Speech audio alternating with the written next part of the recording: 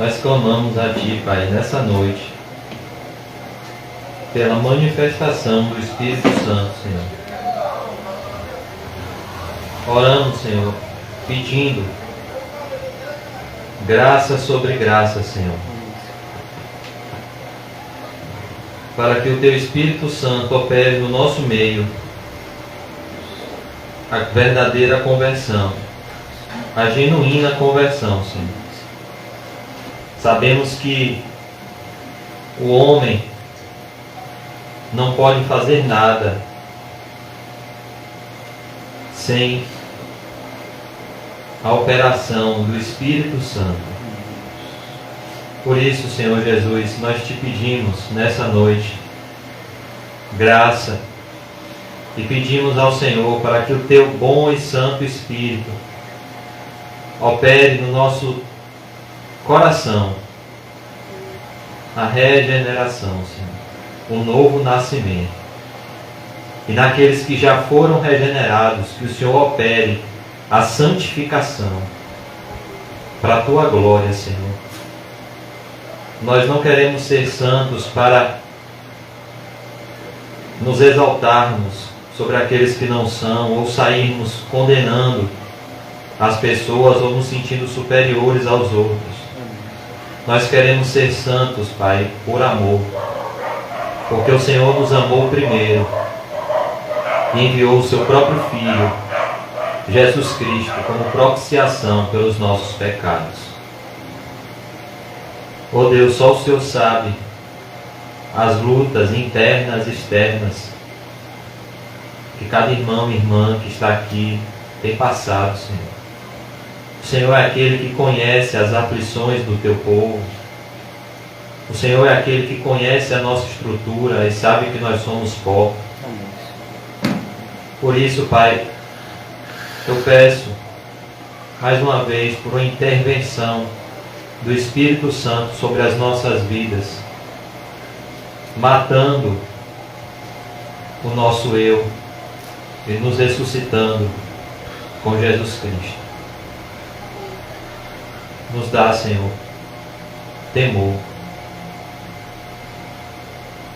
Que a nossa alma possa ser curada pelo perdão de Cristo, que tira toda a culpa, todo o jugo do diabo, para que possamos encontrar a paz que não encontramos em lugar nenhum deste mundo, que é a paz que vem do céu, a paz de Jesus. Como diz a Tua palavra, Senhor, os ímpios, eles não têm paz. Para os ímpios, diz o profeta Isaías, diz o meu Deus, não há paz. Nos ajude, Senhor, a compreender com o coração que a paz não está no dinheiro, que a paz não está nas pessoas, que a paz não está, Pai, num lugar confortável aqui na terra, mas a paz está em Jesus. E é nesse lugar, nesse esconderijo do Altíssimo, que nós queremos residir nessa noite, onde a Tua presença possa ser sentida no nosso meio, para que possamos ser transformados pela Tua palavra. Alcança, Senhor, o nosso coração, por graça, por misericórdia. Alcança, Senhor Jesus, o nosso coração. Em nome de Jesus, amém e graças a Deus. Amém, irmãos? Apocalipse capítulo 1. Hoje nós vamos fazer uma recapitulação do livro do Apocalipse, um panorama do livro do Apocalipse, para que possamos rever tudo aquilo que nós já estudamos e ter algumas dúvidas esclarecidas sobre aquilo que já estudamos. Então, o propósito desse estudo de hoje é para que toda vez que eu e você venhamos a ler o livro do Apocalipse, tenhamos um ponto de partida e possamos entender aonde nós estamos pisando, para que possamos compreender cada porção desse livro maravilhoso que foi escrito para a nossa edificação.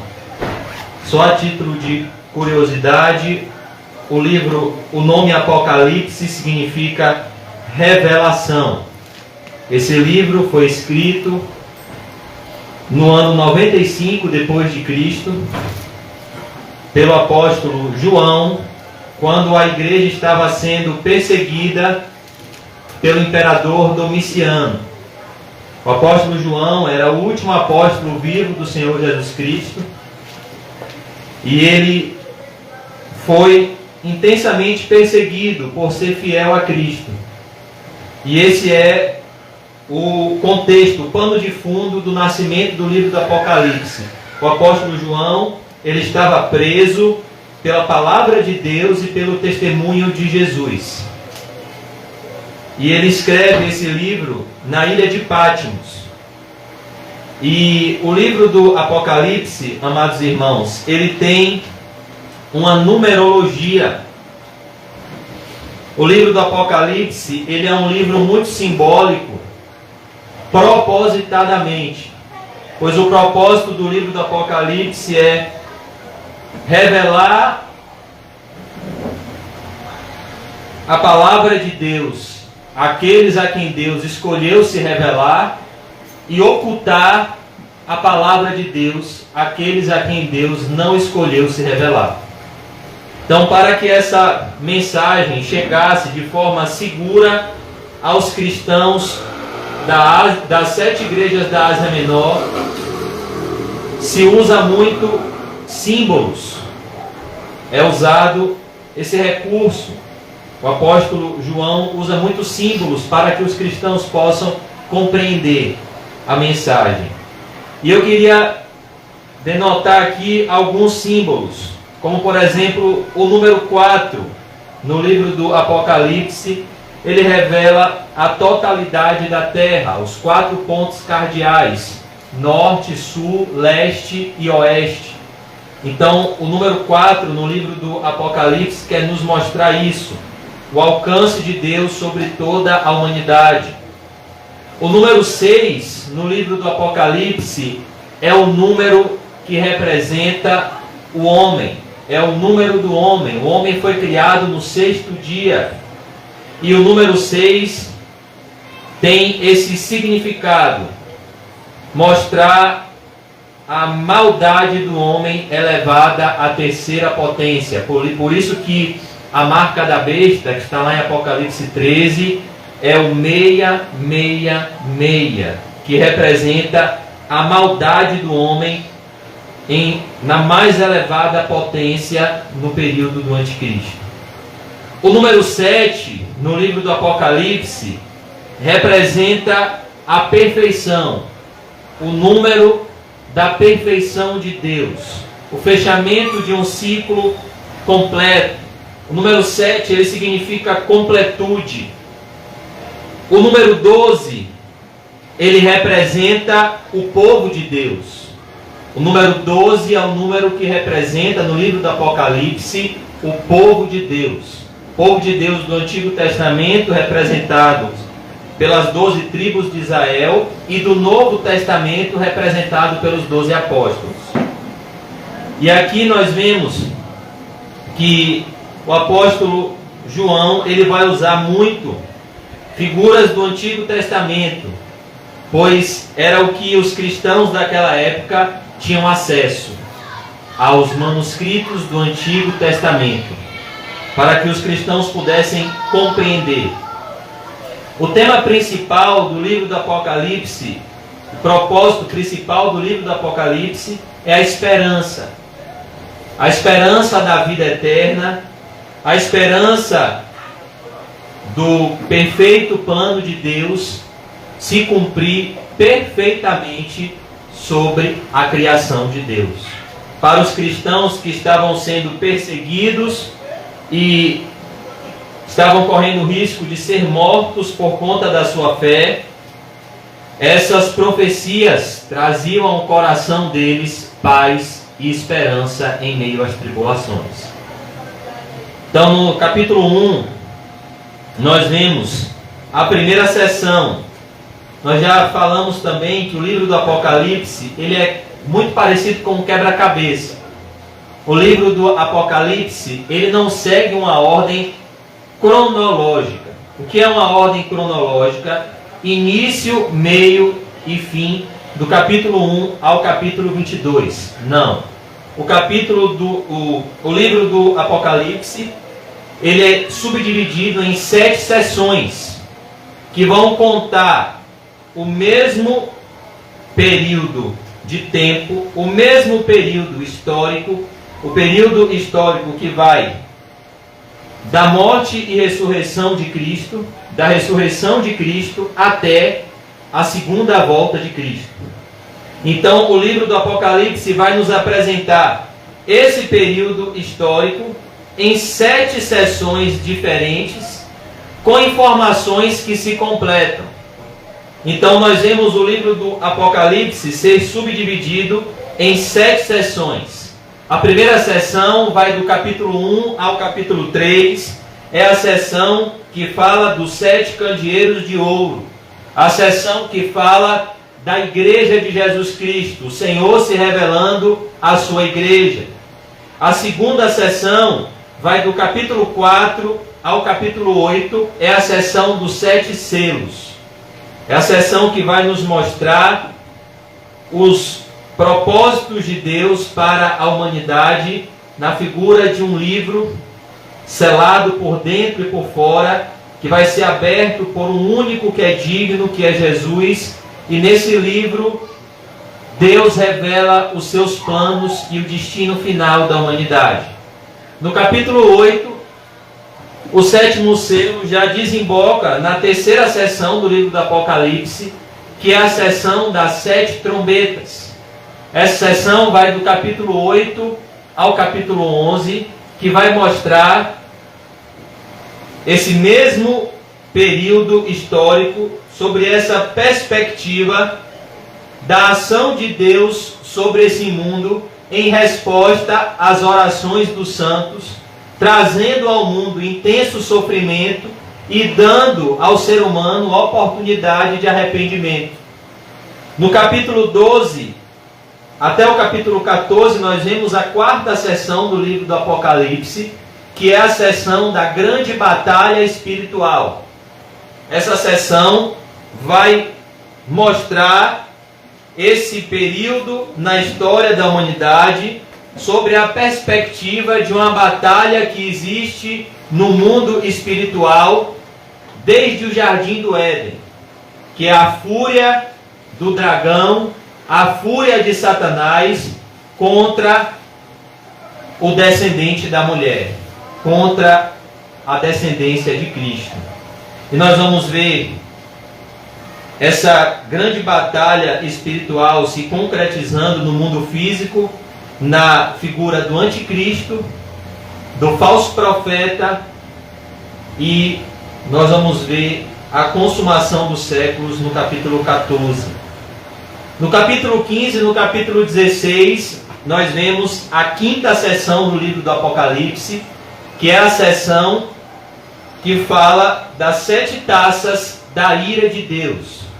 Essa sessão nos ensina como Deus não deixa impune os pecados que são cometidos contra Ele, mas como existe um cálice onde cada pecado que o ser humano comete é registrado no tribunal de Deus e vai enchendo gota a gota o cálice da ira de Deus, e um dia essa ira de Deus vai ser derramada em forma de juízos e castigos sobre a humanidade. Como está em Romanos 1,18, do céu se manifesta a ira de Deus sobre toda impiedade e injustiça dos homens. E no capítulo 17, ao capítulo 19, nós vemos a 6ª sessão do livro do Apocalipse, que vai mostrar o mesmo período histórico da humanidade, que é a partir da ascensão de Cristo até a segunda volta de Cristo. Mas essa sessão vai nos mostrar o fim dos agentes do mal. Qual será o fim daqueles que no plano de Deus serão instrumentos do mal? E nós vamos ver a queda da grande Babilônia, a queda do anticristo, a queda do falso profeta e a grande vitória de Cristo e da sua igreja.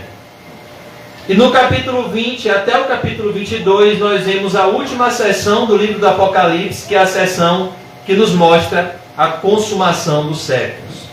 Então hoje, eu queria fazer esse resumo, lendo com os irmãos, rapidamente, os capítulos desse livro. E eu queria começar no capítulo 1. Apocalipse 1, versículo 1. Nós vemos o título e assunto do livro: Revelação de Jesus Cristo, a qual Deus lhe deu para mostrar aos seus servos as coisas que brevemente devem acontecer.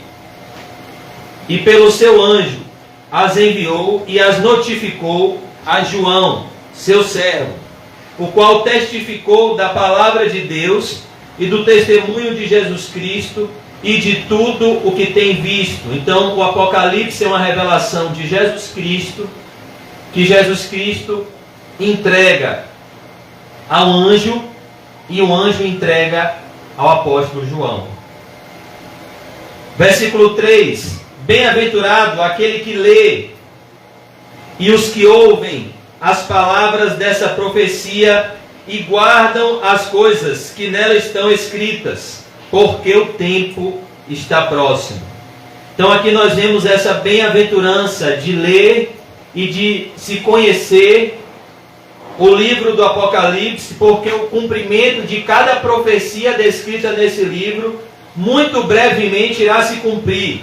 Isso foi escrito há mais de 2000 anos atrás. Imagine hoje, como existe uma bem-aventurança em ler o Apocalipse, em conhecer o Apocalipse e, o mais importante, em obedecer às informações do Apocalipse. Verso 4, nós vemos o público-alvo dessa primeira sessão, a igreja. João, às 7 igrejas que estão na Ásia: graça e paz seja convosco da parte daquele que é. Então aqui nós vemos o autor humano desse livro, o apóstolo João, e que era e que há de vir, e dos 7 espíritos que estão diante do seu trono. Então aqui já se faz necessário lembrarmos da simbologia dos números do livro do Apocalipse. Não existe 7 espíritos de Deus. O que a Bíblia quer nos ensinar aqui é a ação completa, a completude da ação do Espírito de Deus sobre a criação de Deus, que estão diante do seu trono. Versículo 5: E da parte de Jesus Cristo, que é a fiel testemunha. Jesus é aquele que deu o testemunho mais fiel acerca de Deus. Por isso que o escritor aos Hebreus diz que nós devemos olhar firmemente, fixamente, sem piscar os olhos, para Jesus, porque Ele é o autor e Ele é o consumador da fé. Ele é a testemunha fiel do próprio Deus. Ele é quem deu o testemunho mais perfeito da vontade de Deus. Por isso que ele mesmo responde a Filipe: Filipe, há tanto tempo estou convosco, e você me pede, Filipe, mostra-nos o Pai. Quem vê a mim, vê o Pai. Por isso que, se nós quisermos dar um testemunho fiel acerca da nossa confissão de fé, nós temos um referencial, que é Cristo. A Bíblia diz: aquele que diz estar em Cristo, necessariamente deve andar como ele andou. Nós aprendemos aqui no domingo que a santificação é aquele que está sendo conformado à imagem de Cristo. E existem aqueles que estão sendo conformados ao mundo e serão condenados com ele. O primogênito dos mortos, no sentido de que Jesus foi o primeiro. Jesus foi o primeiro a vencer a morte. Jesus é o primogênito dos mortos. Ele é o primeiro a se levantar da sepultura com vitória. Ele é o primeiro a ser enterrado. Ele é o primeiro a ser velado e a vencer esse grande inimigo do ser humano, que derrubou os homens mais poderosos da história da humanidade, que é a morte. Mas a morte não pôde deter Jesus, porque ele ao terceiro dia ressuscitou dentre os mortos e está vivo pelos séculos dos séculos. Por isso ele é o primogênito dos mortos e o príncipe dos reis da terra.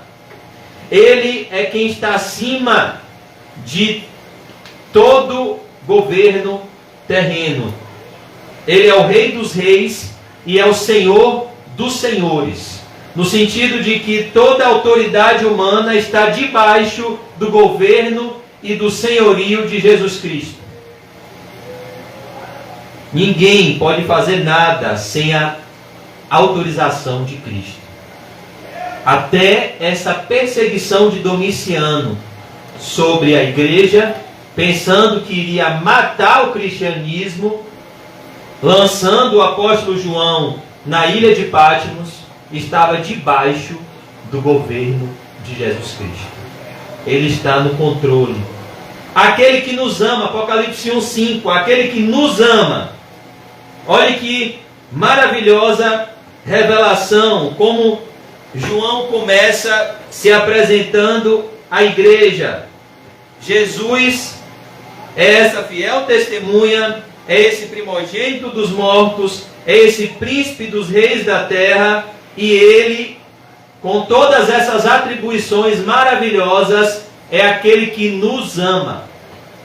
É por isso que todos os dias nós devemos meditar no amor de Cristo, para que o nosso coração não se sinta insatisfeito e não procure o amor do mundo. Nós precisamos estar completos nesse relacionamento que diz lá em Cantares, capítulo 6, versículo 3: eu sou do meu amado e o meu amado é meu. É esse sentimento que deve estar no coração de todo cristão, para que ele não se sinta insatisfeito e não busque alegria nos prazeres transitórios do pecado. A certeza do amor de Cristo, aquele que nos ama. O apóstolo Paulo disse em Efésios 3,14 que ele orava para os cristãos, para que os cristãos em Éfeso se esforçassem para tentar compreender a altura, o comprimento, a profundidade do amor de Cristo, que excede todo o conhecimento.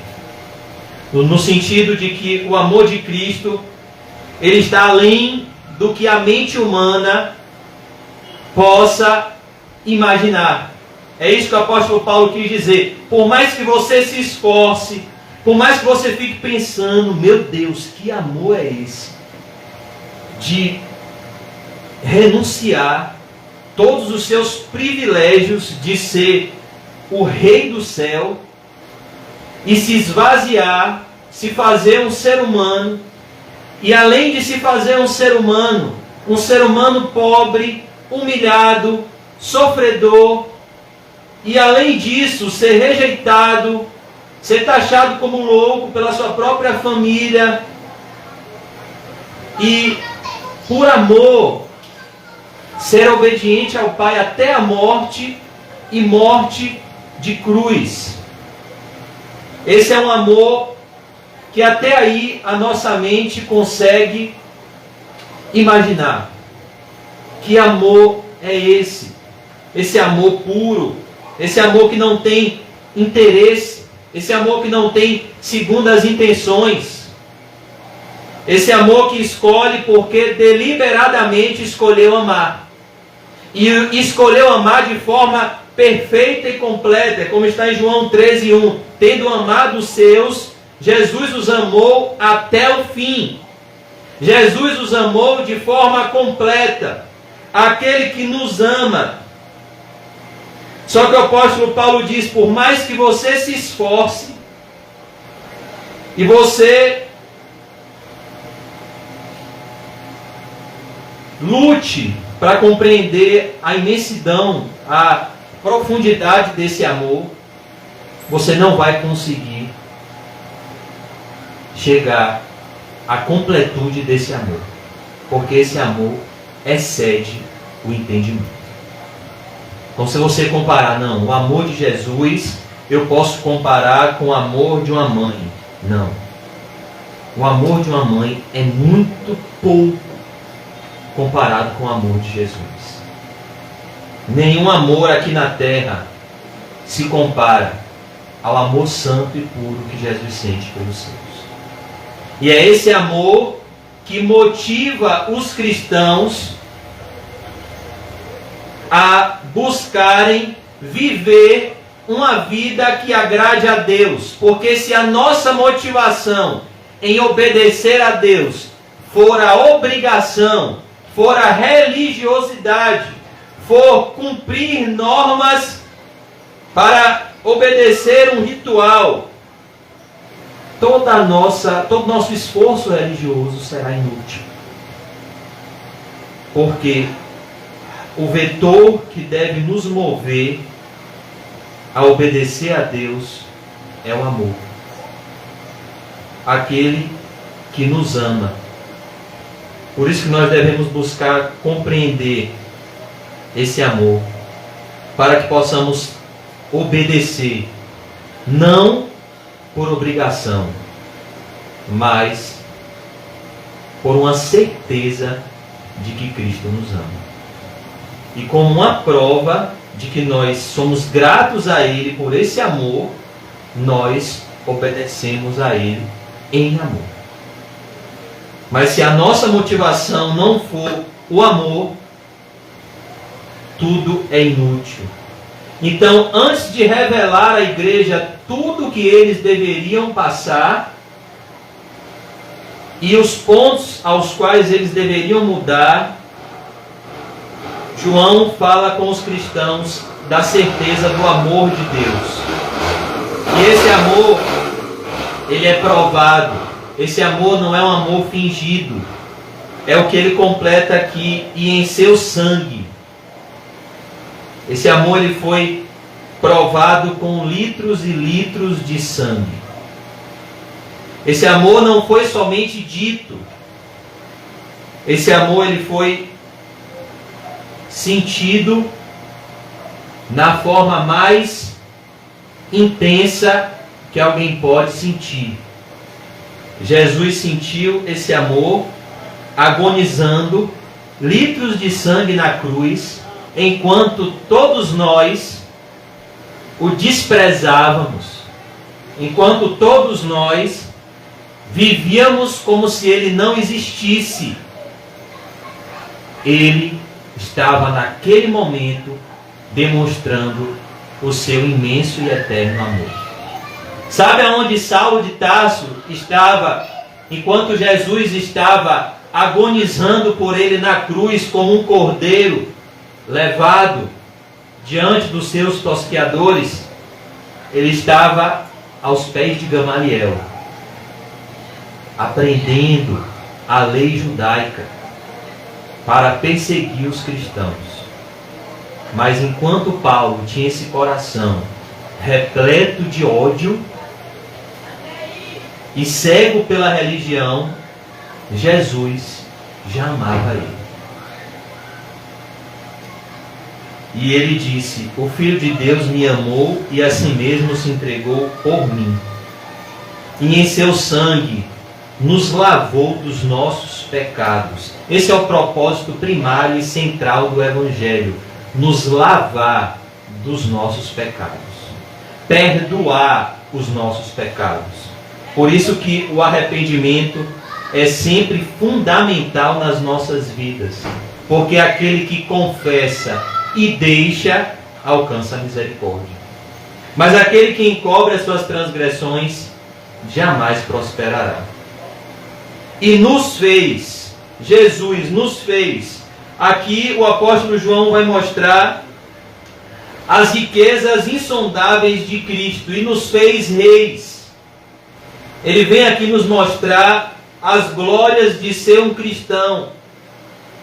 O cristão verdadeiro, ele irá reinar com Cristo no céu. Ele não somente irá servir a Cristo, mas ele irá reinar juntamente com Cristo.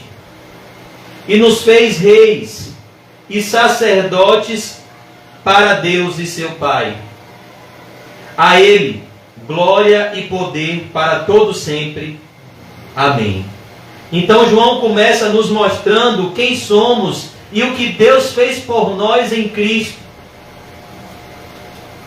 Agora ele vai mostrar o episódio que mais se repete no livro do Apocalipse, no verso 7. Qual é o episódio que mais se repete no livro do Apocalipse? A volta de Jesus. Aqui no capítulo 1, versos 7 e 8, nós vemos a volta de Jesus. No capítulo 6, versos 12 ao 17, nós vemos a volta de Jesus. No capítulo 11, no final do capítulo 11, nós vemos a volta de Jesus. No capítulo 14, no final do capítulo 14, nós vemos a volta de Jesus. E no capítulo 19, nós vemos a volta de Jesus na figura de um cavaleiro no cavalo branco. Então, não é que Jesus vai voltar várias vezes. É que a mesma história, o mesmo período histórico, está sendo contado diversas vezes com informações que se completam. Então, aqui no verso 7, nós vemos a volta de Jesus sobre a perspectiva daqueles que o rejeitaram. Eis que vem com as nuvens, e todo olho o verá.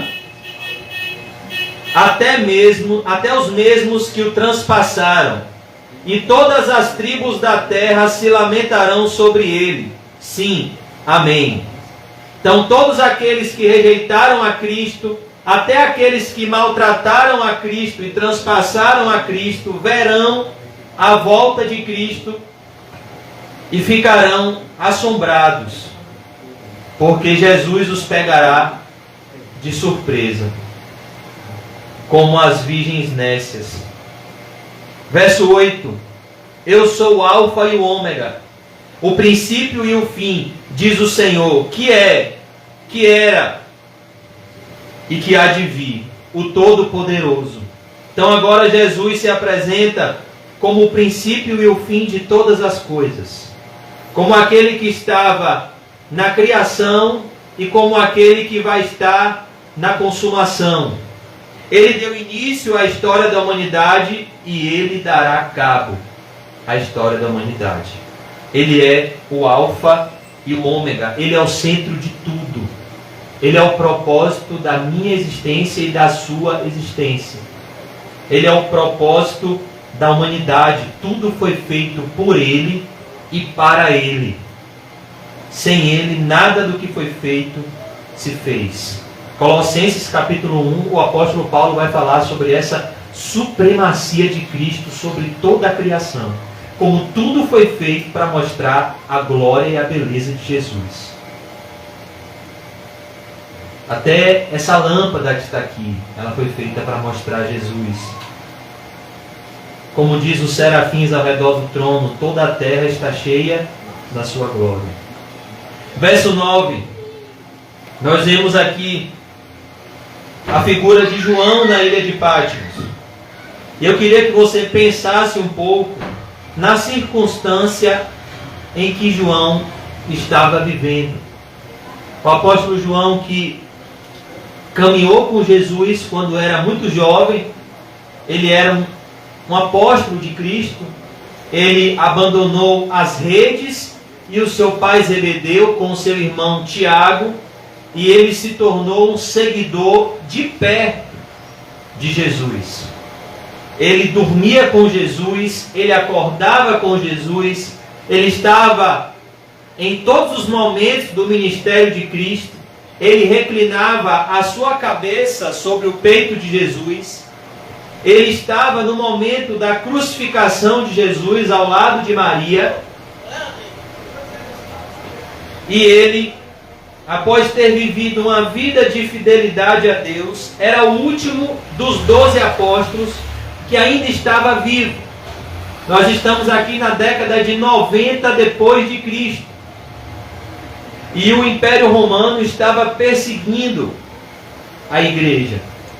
E na tentativa de destruir o cristianismo e a igreja, esse perverso chamado Domiciano prende o apóstolo João numa prisão que ficava numa ilha, a ilha de Patmos, que era conhecida como o inferno aqui na terra. Um lugar inóspito, um lugar que não tinha direitos humanos, um lugar onde os prisioneiros viviam uma vida de intenso sofrimento. E nós vemos aqui nesse versículo 9, que embora as circunstâncias das nossas vidas estejam humanamente mas muito desagradáveis, essa mesma circunstância pode se tornar na maior e mais profunda experiência com Cristo que já tivemos em todas as nossas vidas. Como o momento de maior sofrimento aqui na terra pode se tornar no momento de maior comunhão com Deus aqui nessa terra. Como nesse momento de intensa aflição e sofrimento, de intensa dor, o apóstolo João cumpriu o Salmo 121. Talvez ele olhou para um lado e ele viu paredes.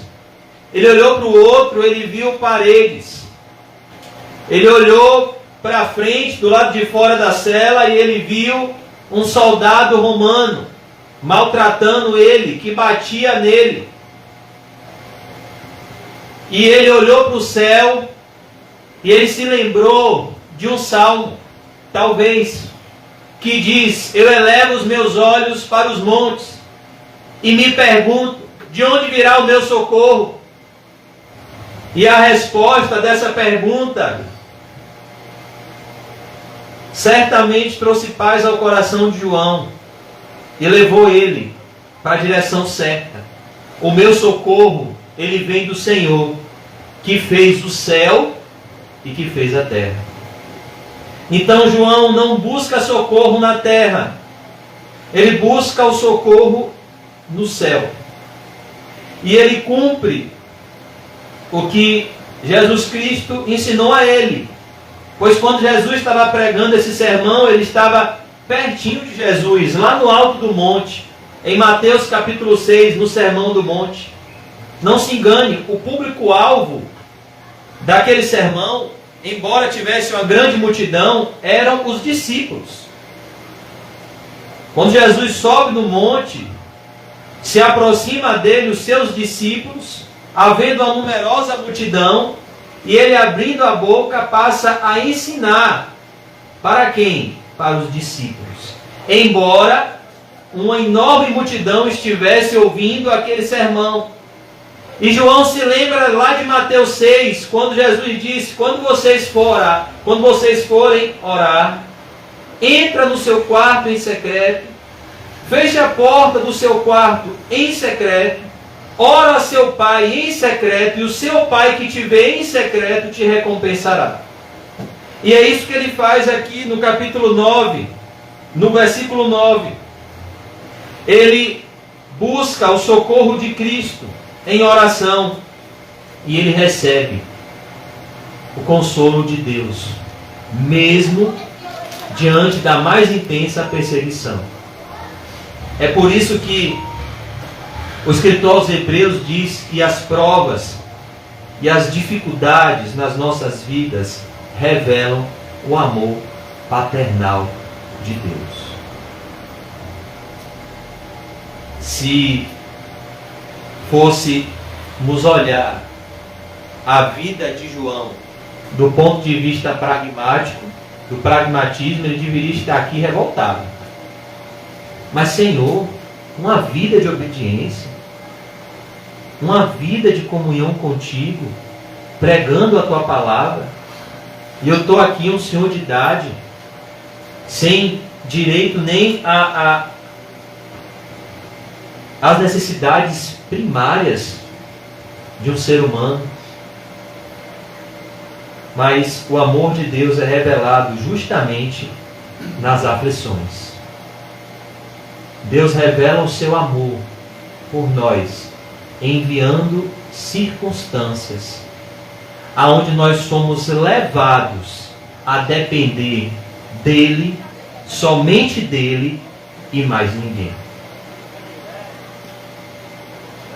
Eu, João, verso 9, que também sou vosso irmão e companheiro na aflição. Perceba como um verdadeiro servo de Cristo tem essa característica no coração, a humildade. E a humildade não tem a ver com a condição financeira, tem a ver com a condição do coração. Olha como João fala, eu, João, que também sou vosso irmão. Ele não se coloca acima dos demais. Ele se coloca como um irmão, e a palavra irmão significa aquele que é meu igual, aquele que eu não sou superior, e companheiro na aflição. Olha que coisa. Todo cristão,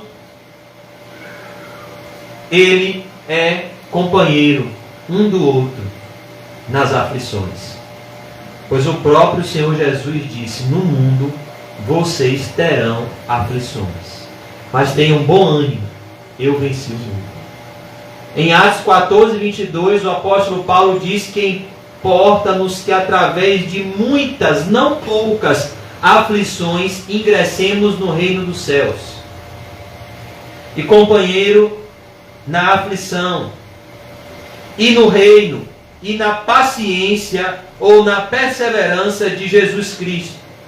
Estava na ilha chamada Pátimos, por causa da palavra de Deus e pelo testemunho de Jesus Cristo. Perceba o motivo da sua prisão, por causa da palavra de Deus e pelo testemunho de Jesus Cristo que residia nele. Ele não estava aqui sendo preso por ser um malfeitor. Ele estava sendo preso por amor a Cristo. Verso 10. Eu fui arrebatado em espírito no dia do Senhor, e ouvi detrás de mim uma grande voz, como de trombeta, que dizia, o que vês? Escreve-o num livro, e envia-o às 7 igrejas que estão na Ásia. Essas 7 igrejas que estão na Ásia, irmãos, elas representam toda a igreja de Cristo até a volta de Cristo. No primeiro momento, essas mensagens alcançaram essas igrejas, mas hoje essas mensagens alcançam todas as igrejas de Cristo, locais, e todos os cristãos de forma pessoal. Éfeso, Esmirna, Pérgamo, Tiatira, Sardes, Filadélfia e Laodiceia.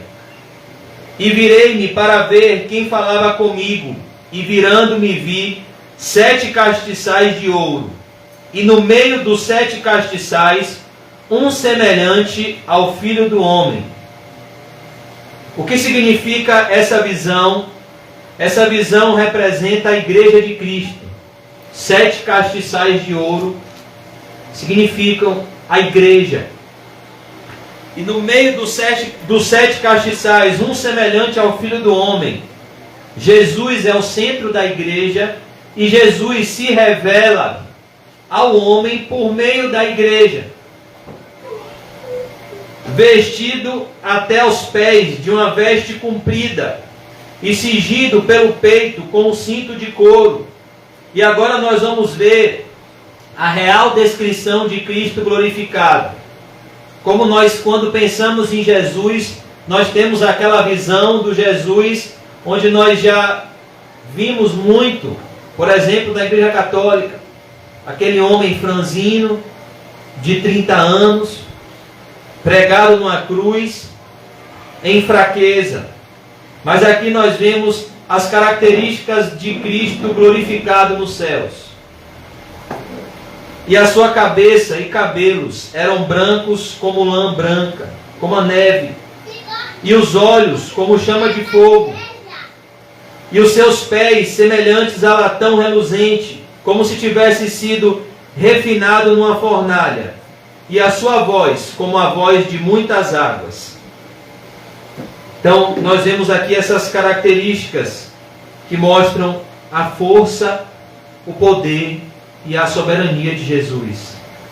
No verso 16, e ele tinha na sua destra 7 estrelas, e da sua boca saía uma aguda espada de 2 fios, e o seu rosto era como o sol, quando na sua força resplandece. Verso 17, eu quando o vi, caí a seus pés como morto, e ele pôs sobre mim a sua destra, a sua mão direita, dizendo-me, não temas, eu sou o primeiro e o último, e o que vive. Fui morto, mas eis aqui estou vivo para todo sempre. Amém. E tenho as chaves da morte e do inferno. Perceba, quando alguém tem de fato uma experiência com Jesus, algo assombroso acontece.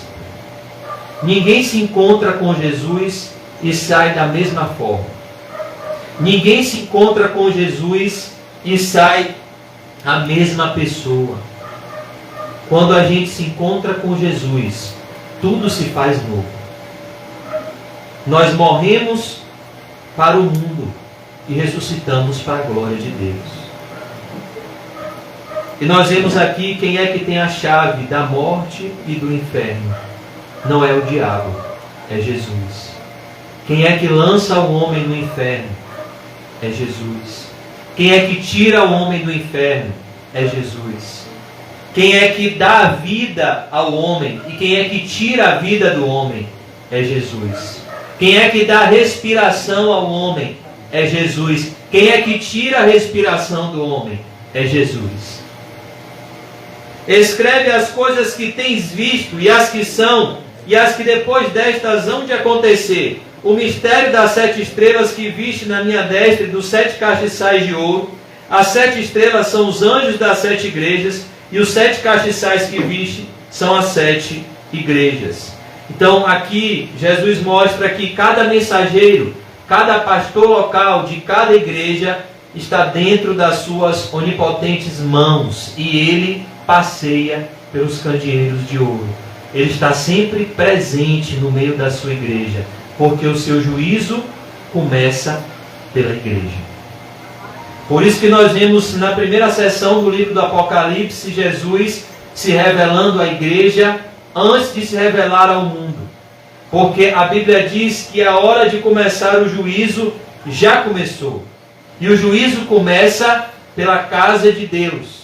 Então, antes de Deus revelar os seus planos para o mundo, Ele revela os seus planos para a igreja. Pois a prioridade de Deus não é o mundo. Deus tem prioridade com o seu povo. E nós vemos aqui, no capítulo 2, aquele que anda no meio dos 7 castiçais de ouro, ele dá uma mensagem a cada igreja. Nós vemos aqui no capítulo 2, uma igreja que trabalhava, uma igreja que se esforçava, uma igreja que tinha discernimento espiritual e que recebe elogios de Cristo por não suportar homens maus e aborrecer as más obras, como Jesus também odeia as más obras. Mas a igreja que tinha deixado se levar pela corrente do mal, que Jesus disse em Mateus 24:12. isso pode acontecer com qualquer um de nós. Por se multiplicar a maldade, o amor de muitos se esfriaria. E é o que nós vemos acontecer com a igreja de Éfeso. O amor da igreja de Éfeso se esfriou. Foram tantas decepções, foram tantas frustrações. E a igreja de Éfeso era a igreja que ficava mais próxima da ilha de Patmos. Talvez fosse a igreja que foi pastoreada pelo apóstolo João. A igreja que João mais tinha intimidade. E talvez João estava preso na ilha de Patmos por conta da introdução dissimulada de falsos irmãos no meio da congregação, que na verdade eram espiões do Império Romano e denunciaram o apóstolo João ao Império Romano. Então, essas decepções fizeram com que os cristãos em Éfeso perdessem o primeiro amor. E Jesus diz: tenho, porém, contra ti que deixaste. A ideia de deixaste é abandonaste, é uma atitude perversa. É você abandonar, é como você abandonar uma criança no lixo, um recém-nascido. Você abandonou o teu primeiro amor. Você abandonou o princípio que deve ser a motivação de tudo na vida de um cristão, que é o amor. Na igreja, tudo deve ser feito por amor. Por amor a Cristo, por amor ao próximo.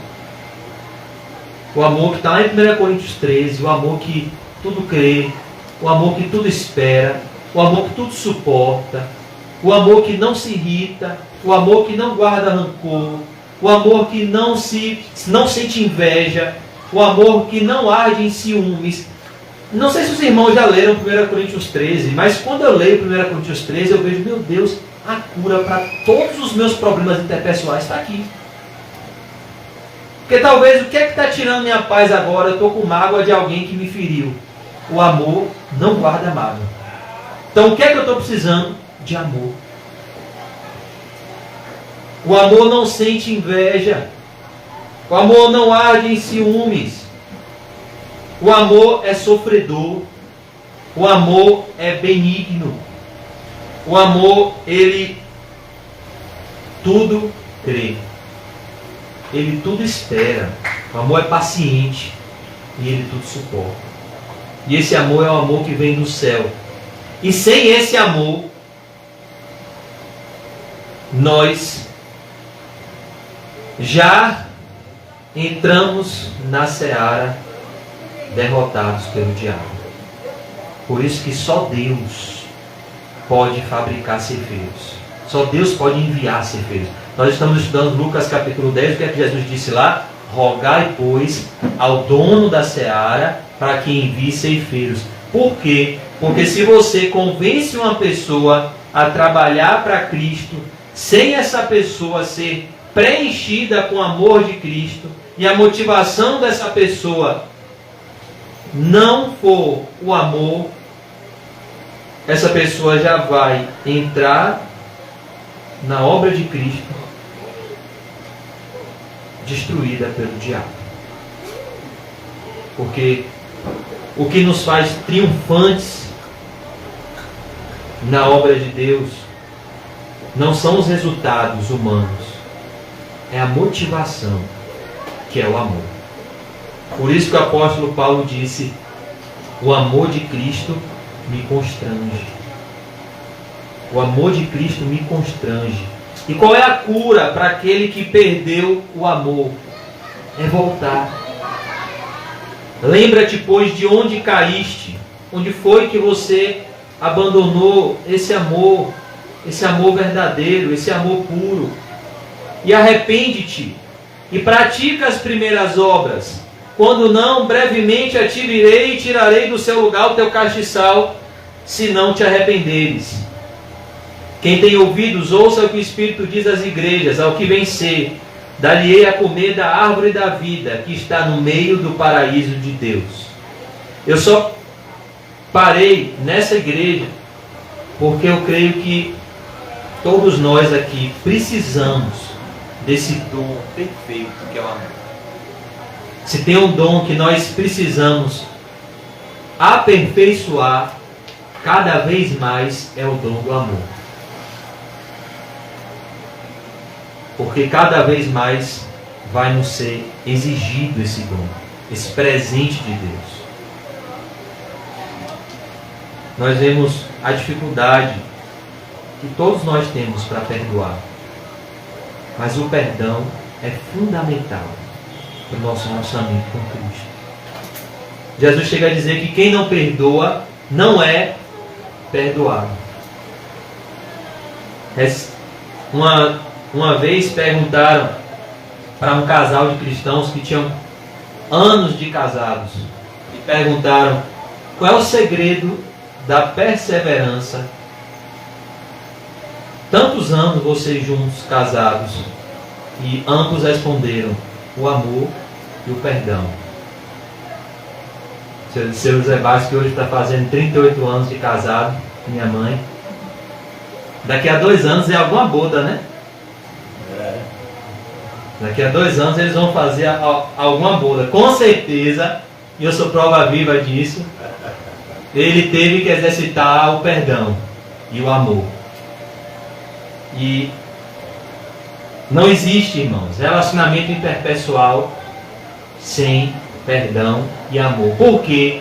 Porque por mais que sejamos cristãos, somos pecadores. Somos falhos, decepcionamos as pessoas e somos decepcionados por elas. Mas o que devemos fazer quando isso acontece? Ficar com mágoa? Sair da igreja? Criar problema? Não, perdoar. Jesus não te perdoou, Ele não te ama. Então perdoe. Perceba como muitas vezes as pessoas querem conhecer as profundezas de Deus, mas não praticam os princípios elementares da palavra de Deus. Não, eu quero saber porque o milênio é antes ou depois da volta de Jesus. Sim, e você perdoa? Você ama os seus inimigos? Não. Se o meu inimigo invadir a minha casa, eu dou um tiro nele. Isso não é a declaração de um cristão, irmãos. Nós devemos perdoar. Então, adiantando aqui, para a gente concluir, a igreja de Esmirna é uma igreja que só recebe elogios da parte de Cristo e era a igreja mais pobre, nos mostrando que o diagnóstico que Deus tem é diferente do diagnóstico que nós temos acerca das circunstâncias e dos seres humanos. Nós podemos comparar aqui a igreja de Esmirna com a igreja de Laodiceia. A igreja de Laodiceia era a igreja mais rica, e Jesus disse que eles eram pobres. A igreja de Esmirna era a igreja mais pobre, e Jesus disse que eles eram ricos. Porque a verdadeira riqueza é ter a presença de Deus, e a verdadeira pobreza é não ter comunhão com Deus. E isso talvez não se revele aqui, mas se revelará na eternidade. A igreja de Esmirna representa o Lázaro, da história do rico e do Lázaro. A igreja de Laodiceia representa o rico. Laodiceia pensava que tinha tudo, mas não tinha nada, do ponto de vista de Deus. E Esmirna pensava que não tinha nada, mas tinha tudo, do ponto de vista de Deus. É por isso que a Bíblia diz: o meu justo viverá pela fé. E a fé é o firme fundamento daquilo que não se vê. É a convicção daquilo que se espera. Então, se eu estou vendo, não é mais fé. A fé é aquilo que eu não vejo, mas aquilo que eu creio. Como Jesus disse a Tomé: Tomé, você creu porque viu. Bem-aventurados os que não viram Tomé, mas creram mesmo assim. Então, a verdadeira riqueza não está naquilo que se vê, está naquilo que não se vê. Um cristão pode não ter nada na terra, mas se ele tem o fruto do Espírito Santo dentro dele, e o Espírito Santo testificando com o Espírito dele que ele é um filho de Deus, ele tem tudo. Porque ele tem Cristo, ele tem a vida eterna.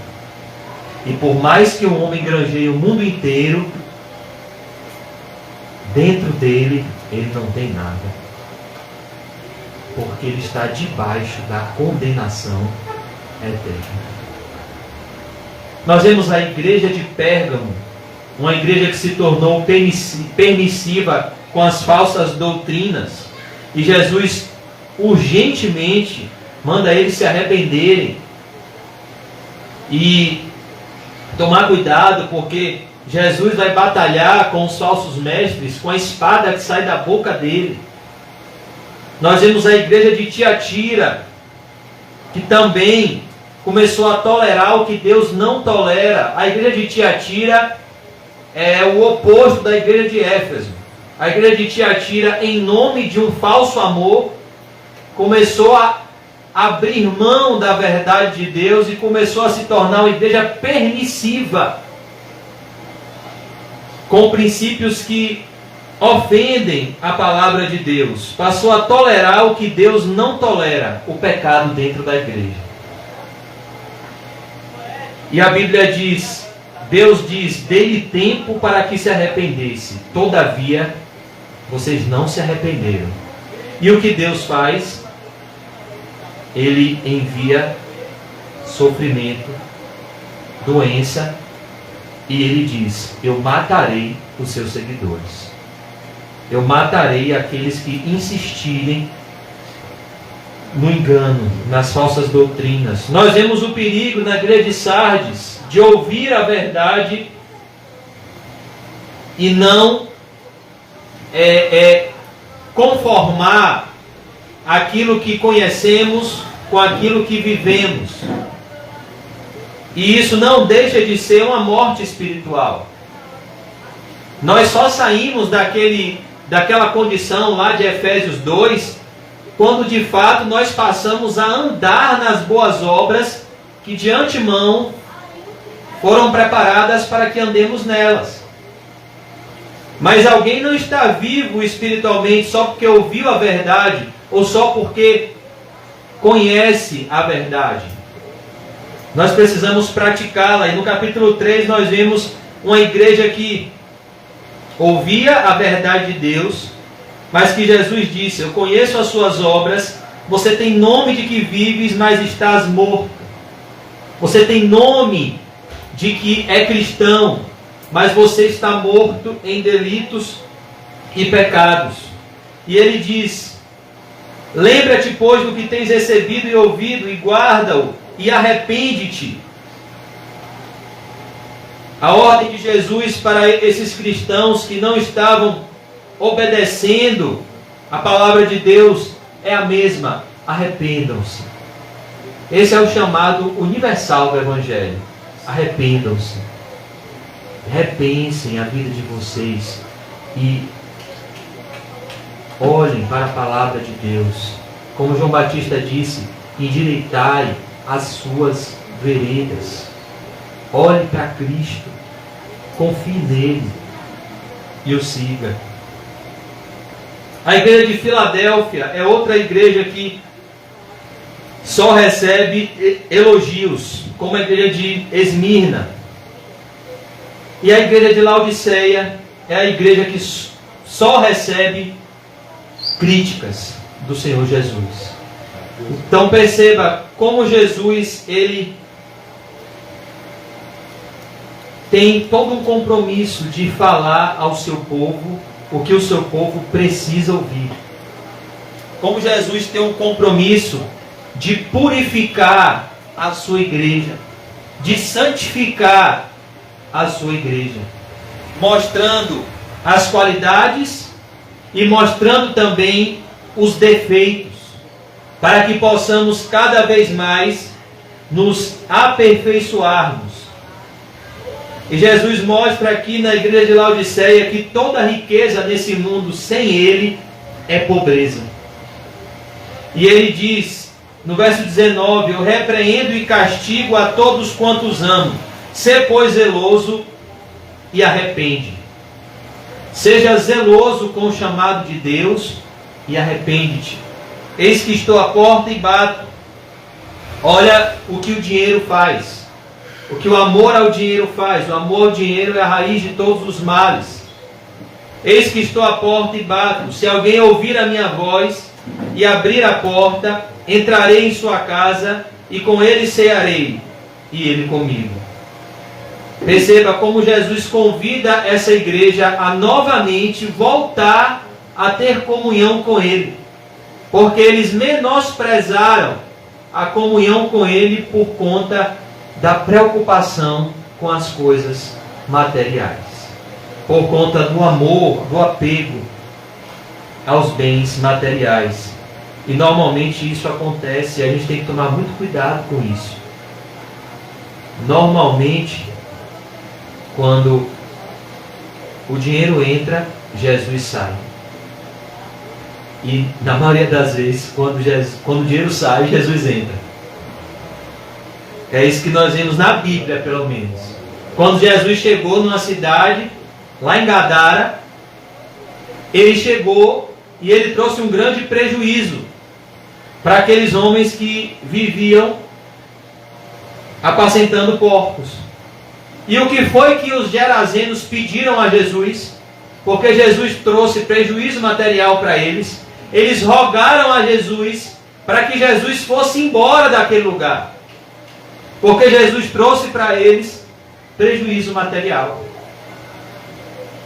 Então perceba como essa matemática normalmente funciona dessa forma.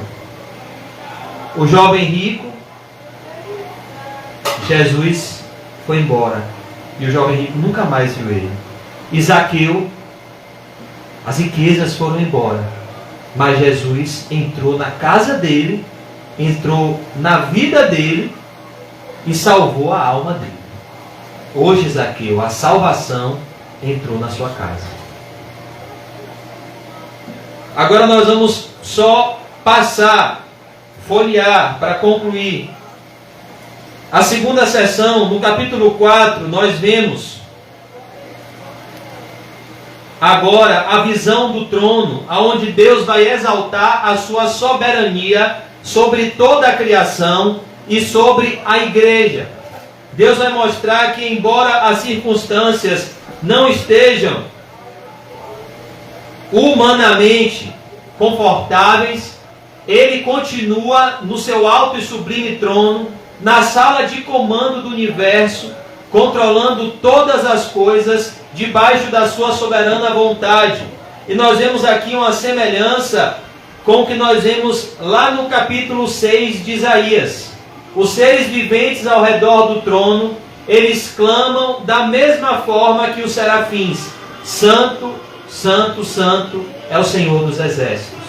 E nós vemos aqui no capítulo 4 a soberania de Deus sobre a criação e uma exaltação a Deus diante dessa soberania dele na criação. No capítulo 5 nós vemos o livro que tem os destinos da humanidade. O livro selado com 7 selos. E nós vemos que somente Jesus é digno de abrir esse livro. Somente Jesus pode revelar ao homem o que irá acontecer antes da sua volta. E nós vemos uma adoração a Jesus. Todo o céu se prostra e adora a Jesus, porque ele foi achado digno de abrir o livro e de desatar os selos. No capítulo 6, nós vemos lá no céu, João está tendo essa visão. Jesus, ele pega esse livro e ele abre esse livro e ele começa a desatar um selo de cada vez. E esses selos vão sendo representados em forma de cavalheiros que vão mostrar fatos que acontecerão na humanidade antes da volta de Jesus. Essa seção dos selos se parece muito com o que Jesus fala nos sermões escatológicos, em Mateus 24, Lucas 21 e Marcos 13, os sinais da volta de Jesus. Então, no capítulo 6, nós vemos o primeiro selo se abrindo, e nós vemos Jesus Cristo vencendo com a igreja, triunfando com a pregação do Evangelho. Como se cumpre aquilo que Jesus disse: as portas do inferno não podem prevalecer contra a igreja de Cristo.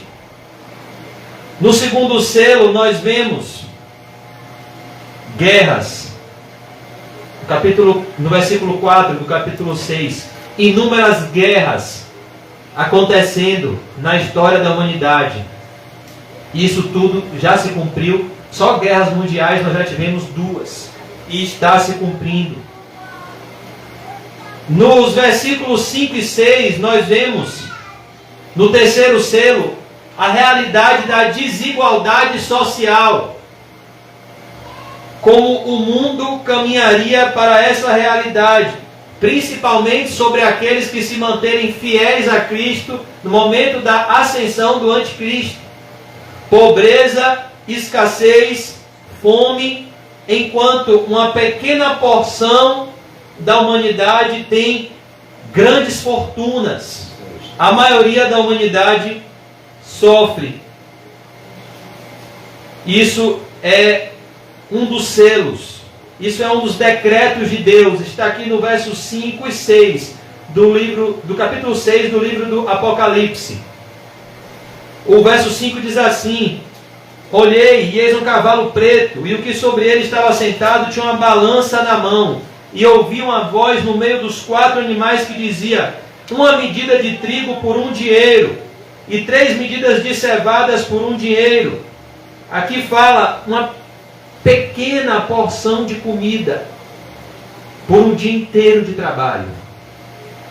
E não danifiqueis o azeite e o vinho, ao passo que as iguarias dos ricos não são tocadas.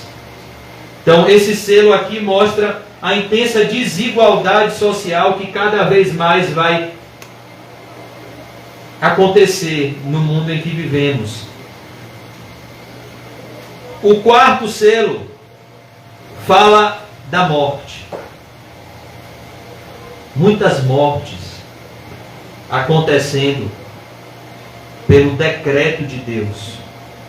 Deus enviando a morte de milhares de pessoas, como Ele enviou o anjo da morte e matou os primogênitos, lá em Êxodo, que não tinham no umbral das suas portas o sangue do Cordeiro. O quinto selo, nós vemos um clamor no céu, onde aqueles que estão embaixo do trono estão clamando por justiça, pois eles foram mártires aqui na terra, e Deus pede a eles um pouco de paciência, pois existem outros cristãos que também morreriam dessa forma, glorificando a Deus, e chegariam no céu. Eles estão clamando por justiça. Verso 12. No sexto selo, nós vemos a volta de Jesus. No verso 12 ao 17 é onde os homens fogem da ira do Cordeiro e não encontram lugar para se esconder de Jesus no momento da sua volta.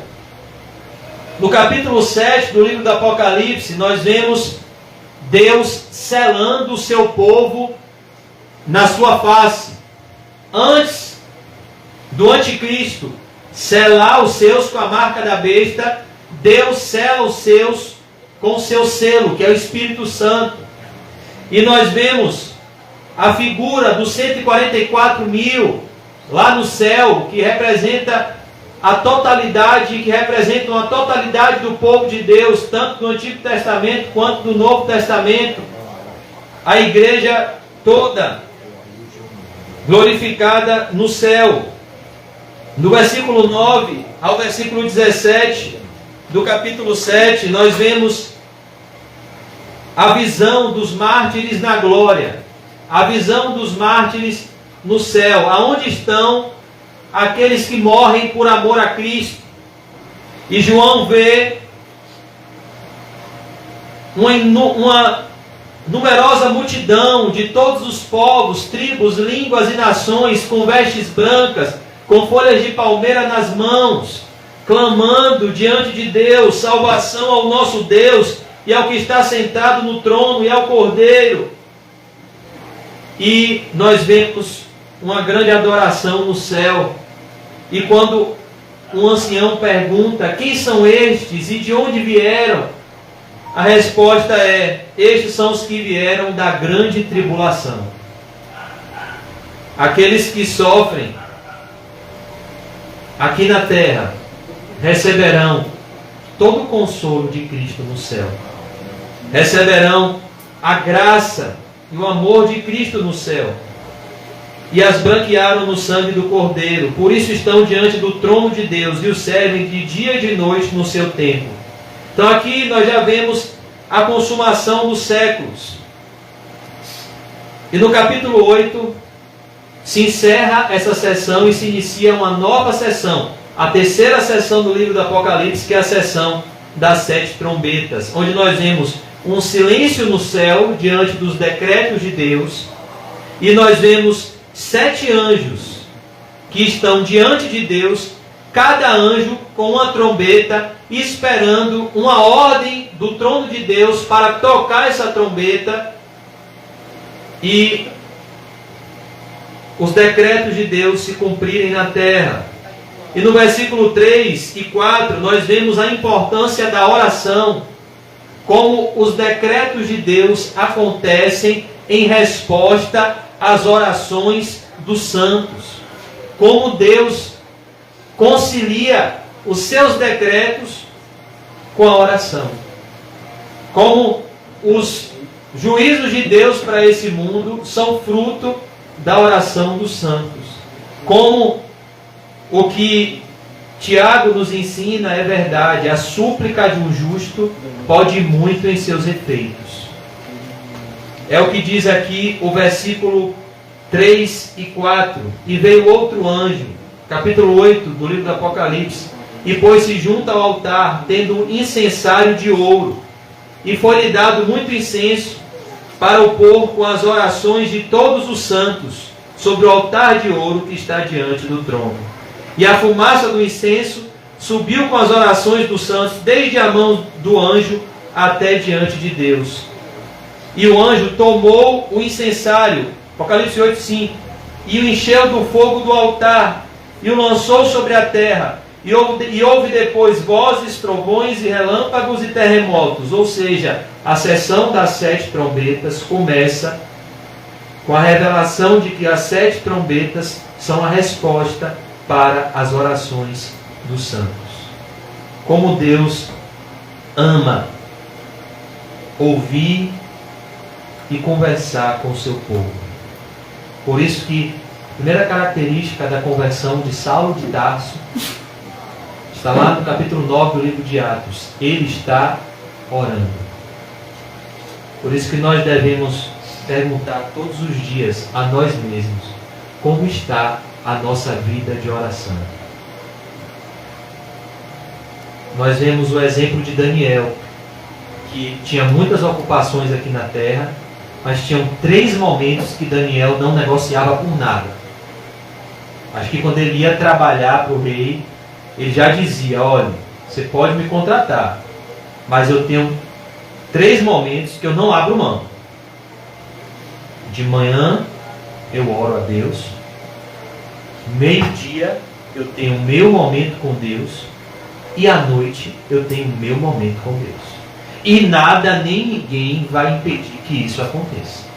De tal maneira que o diabo tinha uma fúria tão grande da vida de oração de Daniel, que para Daniel parar de orar, o diabo tentou fazer com que Daniel desistisse de orar, lançando ele na cova dos leões. E Daniel desistiu de orar? Não. Ele disse: não, eu prefiro orar ao lado de leões do que abrir mão do lugar secreto de oração. E quando ele orou, o que foi que Deus fez? Amansou os leões.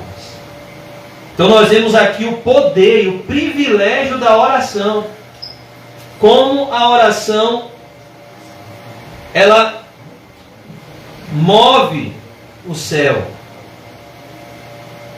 E ela tem frutos visíveis e positivos aqui na terra.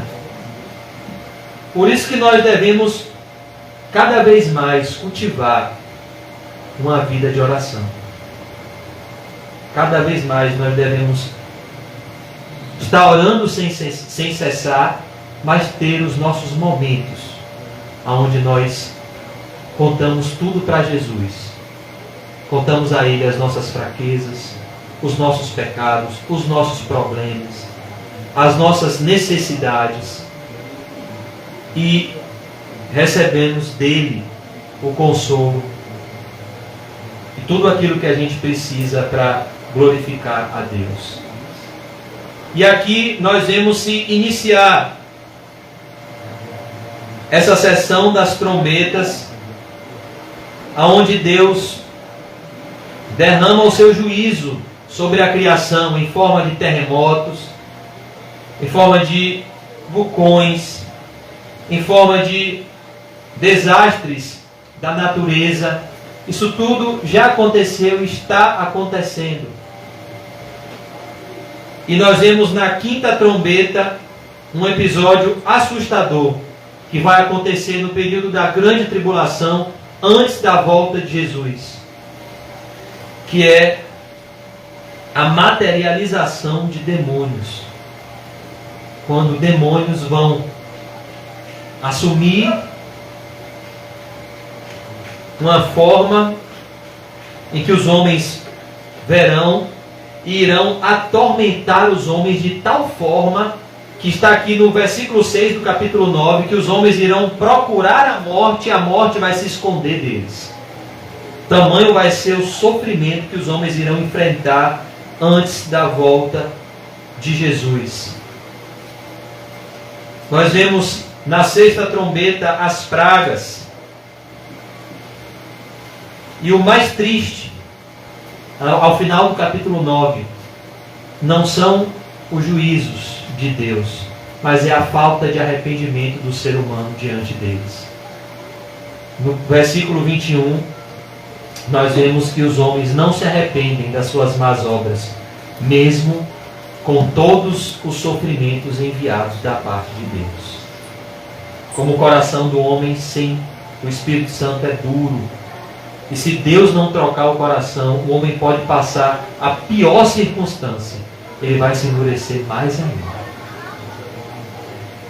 No capítulo 10, nós vemos a supremacia da palavra de Deus, aonde João vê um livrinho trazido do céu, e ele recebe a ordem do anjo para comer esse livrinho, e esse livrinho é doce na boca de João, mas é amargo no seu estômago, mostrando como é a palavra de Deus nas nossas vidas. Ela é doce quando nós estamos estudando ela, saboreando ela, mas a palavra de Deus se torna amarga quando nós colocamos ela em prática.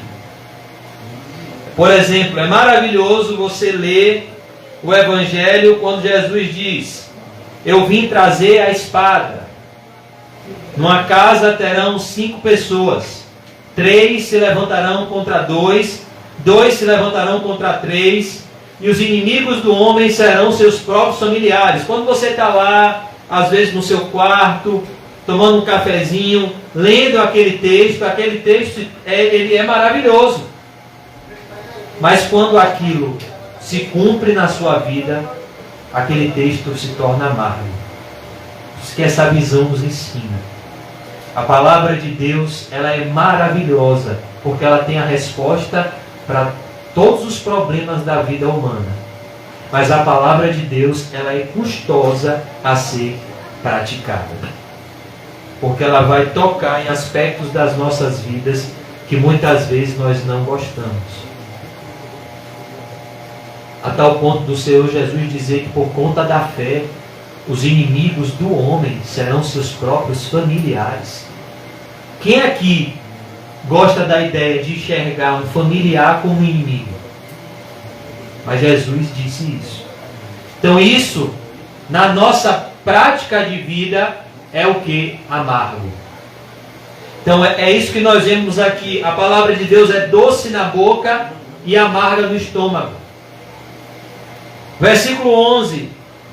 Nós vemos a figura da igreja num templo, num santuário, aonde nós vemos uma delimitação, aqui no começo do capítulo 11, entre a verdadeira igreja e a falsa igreja. Como existe uma parte aqui no santuário que está abandonada por Deus. Como existe uma parte da igreja visível que está abandonada por Deus.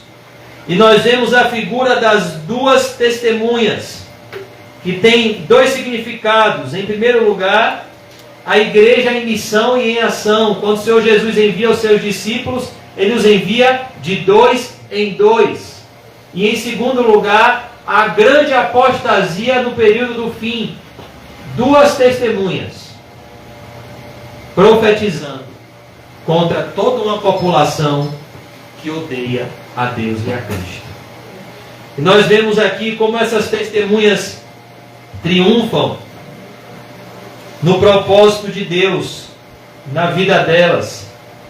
Como o ódio do mundo é evidenciado pelos cristãos, as pessoas começam a comemorar o assassinato dessas duas testemunhas e a presentear uns aos outros em comemoração à morte desses dois homens. Mas Deus ressuscita eles e leva eles aos céus, como levou Elias diante de todos.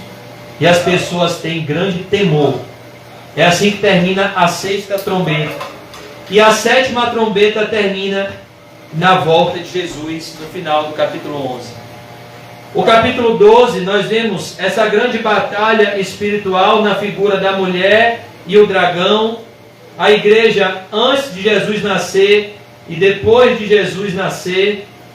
Como Satanás sempre teve ódio do povo de Deus, e ele está com grande fúria, sabendo que pouco tempo lhe resta.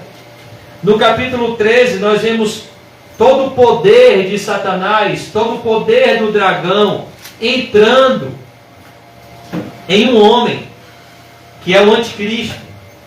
E esse homem recebe poder para dominar o mundo inteiro, e perseguir os cristãos, e obter até êxito sobre esses cristãos, conseguindo matá-los. No verso 11 ao verso 18, nós vemos o falso profeta se unindo com o anticristo, fazendo sinais. O anticristo que passa por um episódio que é um simulacro da ressurreição. Ele aparentemente morre e ressuscita. E o falso profeta faz numerosos sinais para que ele seja adorado. E nós vemos a figura da marca da besta, que é a marca daqueles que não conhecem a Cristo e não o obedecem. No capítulo 14 nós vemos a realidade do céu. E nós vemos a realidade de que aqueles que estão no céu com Cristo, no céu, aqueles que estão em glória com Cristo no céu, são aqueles que seguiram a Cristo na terra, aonde Cristo ia. Ninguém vai entrar no céu sem ser um discípulo de Cristo. Então nós vemos os juízos de Deus, nós vemos a realidade do inferno. Aqui no capítulo 14, o inferno ele existe, o inferno ele é uma realidade, e o inferno é o lugar aonde passará toda a eternidade aqueles que não seguirem a Jesus Cristo. No versículo 13 nós vemos a bem-aventurança de morrer no Senhor, pois só existem duas formas de morrer: ou morremos em Cristo, ou morremos nos nossos pecados. E bem-aventurados são aqueles que morrem no Senhor, pois eles vão descansar dos seus trabalhos. E no verso 14 ao verso 20 nós vemos mais uma vez a volta de Jesus. Jesus voltando em forma de juízo. No capítulo 15 nós vemos um cântico no céu, a 5ª sessão, a sessão das 7 taças. E nós vemos mais uma vez 7 anjos com 7 taças, cada um com uma taça na mão, esperando a ordem de Deus para derramar essa taça que vai cair nesse mundo em forma de juízo. E nós vemos um grande cântico no céu, uma grande alegria no céu, quando os juízos de Deus são manifestos aqui na terra. Como há uma alegria no céu pelo juízo de Deus, pela justiça de Deus. E nós vemos que quando Deus ordena que esses anjos desçam com juízo, o céu todo se alegra. Porque o céu é um lugar onde não entra a injustiça. Então, mesmo quando Deus executa os seus juízos, o céu está em júbilo. Porque no céu não entra a tristeza. No verso 16, no capítulo 16, nós vemos as 7 taças da ira de Deus sendo derramadas e a humanidade sendo alvo de juízos indescritíveis e de sofrimentos inimagináveis. Como está escrito em Hebreus 10:31, horrenda coisa é cair nas mãos do Deus vivo. A ira de Deus é tão real quanto o seu amor. Porque o amor de Deus é santo e a ira dele também é. No capítulo 17, nós vemos o início da 6ª sessão que mostra a destruição dos agentes do dragão. No capítulo 17, nós vemos a queda da Babilônia, a queda da falsa religião, sobre a visão de uma grande prostituta assentada sobre a besta. Nós vemos a ascensão do anticristo, como ele vai ascender ao poder e como existiram reinos que precederam o reinado do anticristo. Como diz aqui no versículo 10, e são também 7 reis, 5 já caíram e um existe, outro ainda não é vindo, e quando vier, convém que dure um pouco de tempo, falando de reinos que existiram na história da humanidade, que foram símbolos do anticristo, como o Egito, o reino da Assíria, da Babilônia, da Pérsia, da Grécia, o atual no contexto que João está escrevendo, que é o Império Romano, e por último, o anticristo, que iria governar, mas não ia durar muito tempo, porque Jesus rapidamente vai voltar após a ascensão do anticristo. E nós vemos aqui no capítulo 18 a queda da grande Babilônia, como esse mundo, com todas as suas luxúrias, com todas as suas mercadorias, com todo o seu entretenimento, vai ser destruído por Deus e vai cair sobre o juízo de Deus. E no capítulo 19 nós vemos uma grande alegria e triunfo no céu, quando a Babilônia é destruída aqui na terra. O mundo em que eu e você habitamos hoje está sendo entesourado para o fogo. Tudo vai ser destruído. Tudo que nós vemos vai ser destruído e o céu se alegra com essa realidade. E no versículo 11 até o versículo 21 do capítulo 19 nós vemos a volta de Jesus. Mais uma vez, Jesus voltando e trazendo juízo sobre toda a criação. No capítulo 20, nós iniciamos a última sessão, que é a sessão da consumação dos séculos, onde nós vemos aqui a realidade do milênio, que é um período de tempo onde Deus não permite com que Satanás execute toda a sua fúria contra a criação, e ele permite com que a igreja tenha liberdade para pregar o Evangelho. Mas em um dado momento, Satanás vai ser solto e ele sairá no período do anticristo e ele mostrará o ódio mais claramente que ele sente do povo de Deus. A perseguição vai se intensificar. Nos versículos 11 até o 15 nós vemos a realidade do trono branco, do juízo final, como Eu e você, um dia, vamos passar por uma audiência com Deus. Assim que fecharmos os olhos aqui na terra, nós estaremos a sós diante de Deus. E Deus irá abrir os livros da nossa vida, das nossas obras. E Ele irá abrir o livro da vida.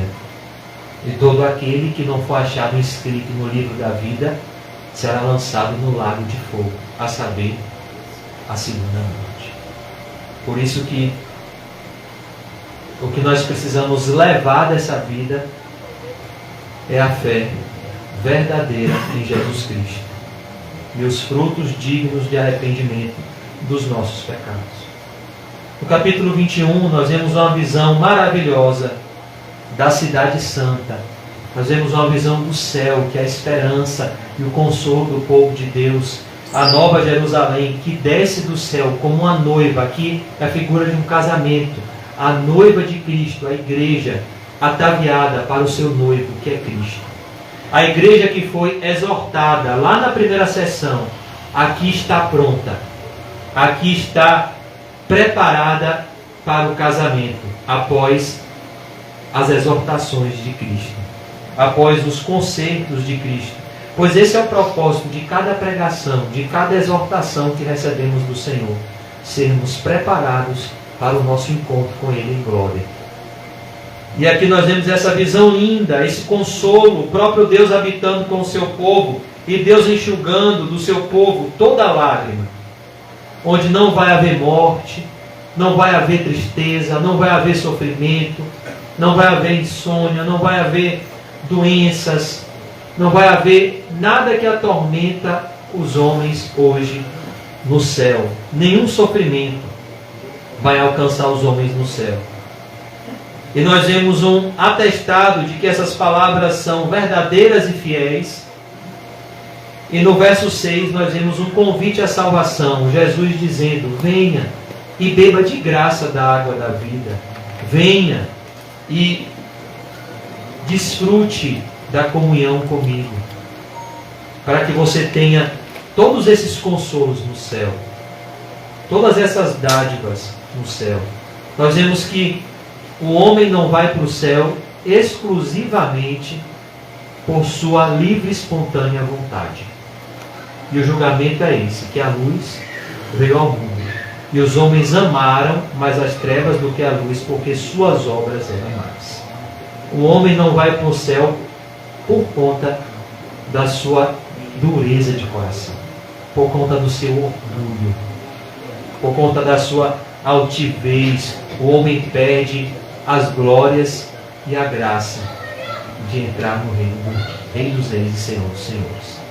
Porque para entrar no reino dos céus nós temos que ser pobres em espírito, porque deles é o reino dos céus. Aqueles que são cheios de si não entrarão no céu. Só entrará no céu aquele que a si mesmo se humilha. Aquele que a si mesmo se exalta será humilhado por Deus, sendo expulso da cidade santa.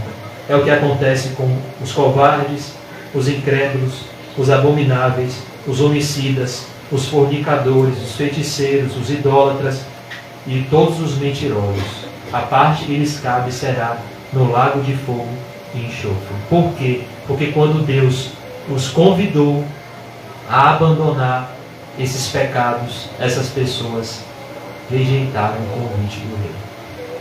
Quando Jesus disse: vinde a mim, todos vocês que estão cansados e oprimidos, e eu vos aliviarei, essas pessoas não vieram e rejeitaram o convite amoroso da graça. Por isso que o próprio Deus diz: eu não tenho prazer na morte do ímpio. O meu desejo é que o ímpio se converta dos seus maus caminhos e viva. Em uma determinada passagem do Antigo Testamento, Deus diz: eu ponho diante de ti a bênção e a maldição, a vida e a morte. Escolha, pois, a vida para que você viva. Em Deuteronômio 28, nós vemos as bênçãos do Monte Gerizim e as maldições do Monte Ebal. Quando Deus fala: se atentamente você ouvir a minha voz e obedecer, você será abençoado por onde você andar. Mas se você não obedecer a minha voz, você será amaldiçoado por onde você andar. E nós vemos aqui essa realidade daqueles que ficarão de fora. Do verso 9 ao verso 27, nós vemos as descrições da Nova Jerusalém e as riquezas que esperam o povo de Deus na Nova Jerusalém. No capítulo 22, nós vemos o céu agora sobre a perspectiva do Éden restaurado. Nós vemos aqui um tipo de Éden, mas um Éden restaurado. Nós vemos aqui uma passagem que faz uma alusão ao jardim do Éden, mas aqui um Éden perfeito, que não terá mais a figura da serpente para destruir a comunhão de Deus com o seu povo. E nós vemos aqui as admoestações e promessas finais que nós falamos na semana passada, aonde nós vemos a brevidade da volta de Jesus. Nós vemos uma frase que se repete: eu venho sem demora, eis que cedo venho, eu estou voltando. E nós vemos a realidade da santificação dos justos e da contaminação dos ímpios. O santo vai se santificar mais ainda, e o sujo vai se sujar mais ainda.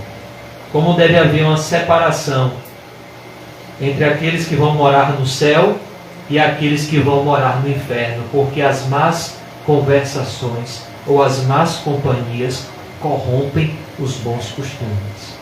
Spurgeon tinha uma frase sobre esse assunto que ele dizia: não é bom que um herdeiro do céu seja um companheiro e um aliado de um herdeiro do inferno. O apóstolo Paulo também diz: que comunhão pode haver entre luz e trevas? Que comunhão pode haver entre aquele que está se santificando e aquele que está se sujando? É muito mais fácil o lado bom se corromper do que o lado ímpio se converter. Até porque nós não temos o poder de converter ninguém. Por isso que Deus dá uma ordem: separai-vos, separem-se dos incrédulos. E nós vemos mais uma vez o convite de Jesus para de graça tomar posse da vida eterna, porque a salvação é pela graça. Aquilo que o homem pode ter de mais precioso nessa vida, ele obtém de graça, que é o perdão dos seus pecados. Basta que ele creia em Cristo, olhe para Cristo, se arrependa, confesse e deixe a sua vida pregressa e conheça a Cristo. E siga a Cristo por meio da sua palavra. Mas o homem rejeita aquilo que ele pode ter de mais precioso, que é a água da vida, o Espírito Santo. A maioria dos homens vai rejeitar o Evangelho, mas o Evangelho deve ser pregado mesmo naqueles que rejeitam, porque Deus é glorificado tanto na salvação, a festa nos céus quando o pecador se arrepende, quanto Deus é glorificado na notificação, para que o ser humano se torne indesculpável diante de Deus naquele grande dia. Hoje eu até coloquei uma foto no grupo que eu achei bem interessante, de um rapaz que em março de 2012 tirou uma foto daquela pedra que caiu lá em Minas Gerais e fez uma postagem dizendo: olha, essa pedra vai cair. E alguns anos depois essa pedra caiu. Da mesma forma, hoje a igreja está pregando: olha, Jesus irá voltar. Um dia você vai se encontrar com Ele. A Bíblia diz que o prudente vê o mal e se esconde.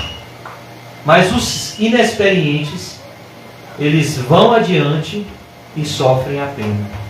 Mas essa pena é muito dura. É a penalidade eterna daqueles que vão se encontrar com Cristo após a morte, despreparados. Então, Se você soubesse que aquela pedra iria cair, você ia para um passeio ao redor dela? De maneira nenhuma. Mesma coisa, se você sabe que Jesus vai voltar, você vai viver como aqueles que serão condenados por Ele? Porque Ele está voltando. A catástrofe já está marcada. A volta de Jesus vai ser maravilhosa para alguns, mas vai ser espantosa para outros, desesperadora para outros. Nos versos 18 e 19 nós vemos a importância de não se tirar nem acrescentar nada na palavra de Deus. Quem fizer isso receberá todas as condenações desse livro. E o livro do Apocalipse termina com um clamor pela volta de Jesus, com um desejo pela volta de Jesus. E esse deve ser o desejo de todo cristão. Todo cristão, ele pelo menos deve ser um homem do céu caminhando temporariamente nessa terra. E o seu clamor todos os dias não deve ser por uma vida melhor nessa terra, mas pela vida eterna com Cristo nos céus. Maranata, vem, Senhor Jesus. É assim que termina o livro do Apocalipse. Jesus, vem me buscar. E eu pergunto, será que nós estamos preparados para as mudanças que o mundo irá nos apresentar nesses próximos anos? Nós não sabemos em que parte do relógio nós estamos, mas nós podemos ter a certeza de que já estamos na reta final, de que a humanidade, a criação de Deus está na reta final, de tal maneira que é até loucura, no período em que estamos vivendo, se fazer projetos e planos para o futuro. Porque do jeito que as coisas estão indo, é capaz desse futuro não existir. E tudo mudar do dia para a noite. Por isso que o que nós precisamos fazer é viver a cada dia o seu próprio mal, como se Jesus fosse voltar todos os dias. Então, nós vamos chegar em casa, nós vamos descansar, e nós temos que viver o hoje como se Jesus fosse voltar hoje.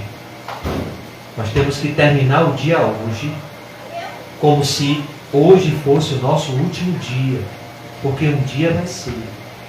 Como se nós tivéssemos essa noite para endireitarmos as nossas veredas diante de Deus.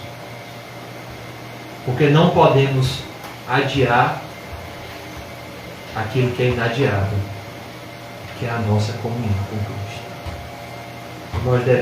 Um homem de Deus do passado, Martinho Lutero, ele dizia: nós devemos viver como se Cristo tivesse morrido ontem, ressuscitado hoje e voltasse amanhã. No sentido de que todos os dias nós temos que estar preparados para a volta de Jesus. Então hoje, se você e eu, com certeza, nós cometemos pecados, o que nós temos que fazer? Confessar a Jesus os nossos pecados. Em primeiro lugar, reconhecer os nossos pecados, porque o orgulho vai querer dizer que o nosso pecado não é pecado.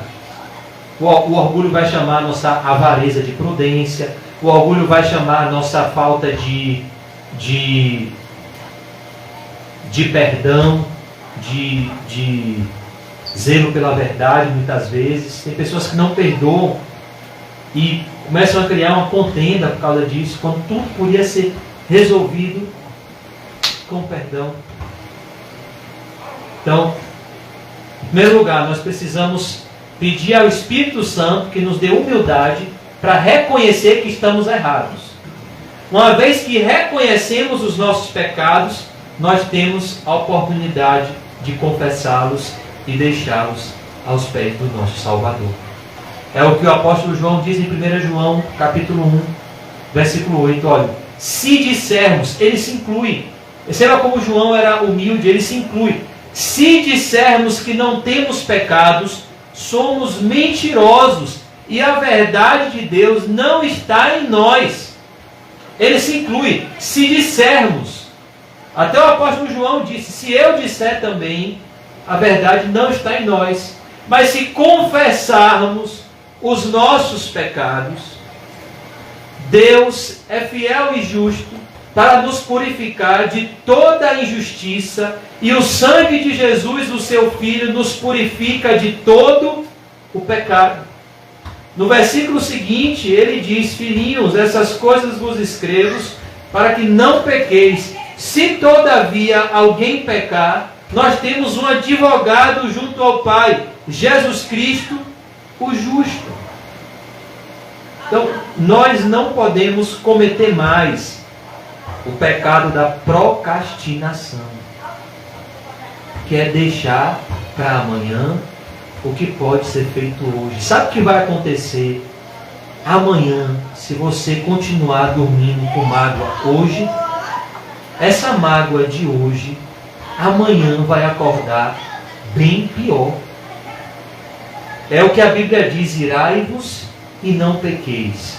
Não deixe o sol se pôr sobre a vossa ira. Não deixe o dia amanhecer sem que você tire essa raiz de amargura do seu coração, que está lhe impedindo de ser feliz, que está sujando seu coração. Perdoe. Não dê lugar ao diabo. Não deixe o diabo colocar você contra o seu irmão. Perdoe. E peça a Deus que lhe coloque num correto relacionamento com Ele, como as virgens prudentes. Se tem uma coisa que o livro do Apocalipse nos ensina, é a não criarmos expectativas nessa terra. Eu poderia resumir a mensagem desse livro nessa frase: não crie nenhuma expectativa nesse mundo. Coloque todas as suas esperanças no céu. Porque se você colocar a sua esperança no Senhor, é impossível que você se decepcione. Mas se você colocar suas esperanças nesse mundo, você vai se decepcionar. E muito. Porque maldito é o homem que confia nos homens. Mas como é feliz o homem que confia no Senhor. E antes que você pense que essa passagem, Jeremias está falando de relacionamentos interpessoais, Jeremias está falando de salvação e condenação. Jeremias está falando ali do pecado do povo de Judá, que estava escrito como a ferro diante de Deus.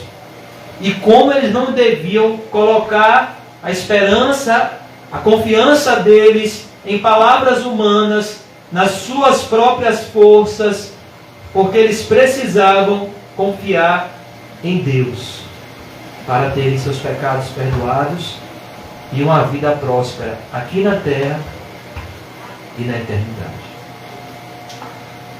Vamos orar, irmãos. Senhor Deus, nos enche do Espírito Santo, Senhor. Nós sabemos, Senhor, as dificuldades que nos esperam nesse mundo.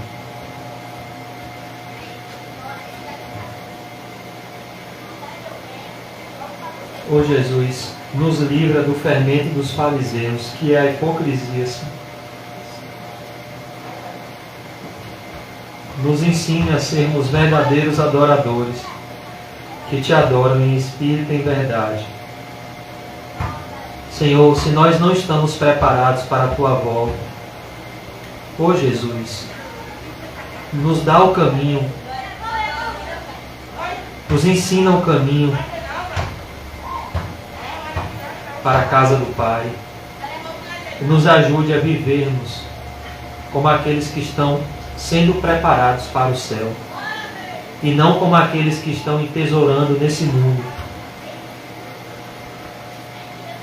para serem condenados juntamente com Ele. Senhor Jesus, nos dá o primeiro amor e nos dá, Senhor, a verdadeira humildade. Quebra, Senhor, o meu orgulho, em nome de Jesus. Nos ajude a nos despirmos de toda hipocrisia, todo fingimento, e nos dá um coração segundo o teu coração, como o de Davi, que nos ensina que o sacrifício agradável a Deus é um coração quebrantado.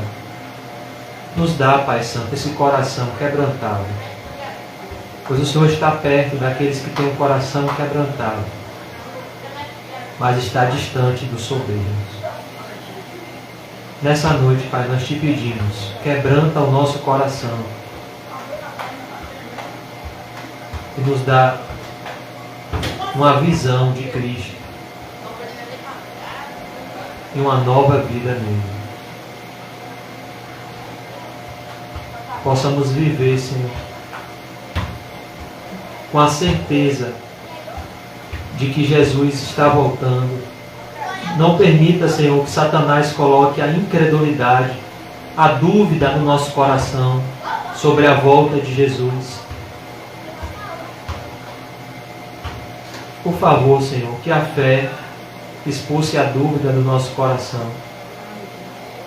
e coloque no nosso coração a certeza de que Jesus está voltando e que Ele irá voltar para nos buscar. E está muito mais perto do que imaginamos esse momento. Em nome de Jesus, Senhor. Amém. Graças a Deus. Amém. Amém, irmão. Saúde, seu irmão. Cumprimento santo. Diga para ele, Jesus está voltando. Ele está voltando. Está voltando.